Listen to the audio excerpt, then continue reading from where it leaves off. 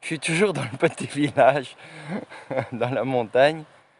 Et je voulais vous montrer juste après les feux. Donc là, je suis dans la montagne, dans la zone qui a été sinistrée en 2017. Brûlée. Et il y a quelques arbres qui restent debout. Et alors, vous voyez, il s'est installé ces sortes de buissons invasifs partout sur la montagne. Alors, je ne sais pas exactement ce que c'est, mais ça a l'air très dur à débroussailler. Et en tout cas, ça doit faire son rôle de protéger le sol et de permettre peut-être à des semences de venir, de protéger des semences qui vont venir. Et donc j'ai déjà entendu des gens qui sont installés, qui débroussaillaient et en enlevant, il fallait même pas replanter des semences parce que le sol contient encore plein de semences. Et il y avait des petits arbres euh, originaires du coin qui repoussaient après avoir débroussaillé. Ça met énormément de temps, il faut faire avec beaucoup de soin, enlever les racines. Maintenant, c'est intéressant ces buissons. Je vais voir comment ça s'appelle, mais j'ai remarqué que en fait, les branches mortes, ça ressemble presque à des balais. C'est très pratique pour balayer la poussière et nettoyer. Ça ne m'étonnerait pas qu'ils l'utilisent ici. Voilà.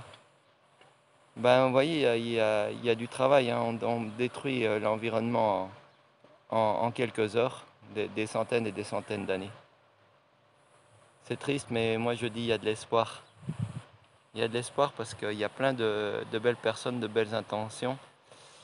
Et, et puis voilà, il faut redonner courage à ces gens ici, et venir les aider. Voilà. Ciao. Voilà, ça ressemblait avant à ce que vous voyez là derrière moi, sur la montagne opposée.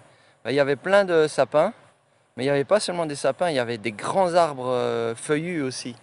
Euh, Et donc, ben, il y avait plein d'ombres. Maintenant, c'est difficile de trouver de l'ombre, mais voilà, la montagne était complètement protégée. Il y avait toute une faune et une flore qui dépendaient de ça. Et voilà, qui a dû être dévastée. Et ici, vous pouvez voir un spécimen là derrière moi. Un spécimen d'un grand arbre feuillu. Et voilà, il y en avait plein. Voilà, comme ça.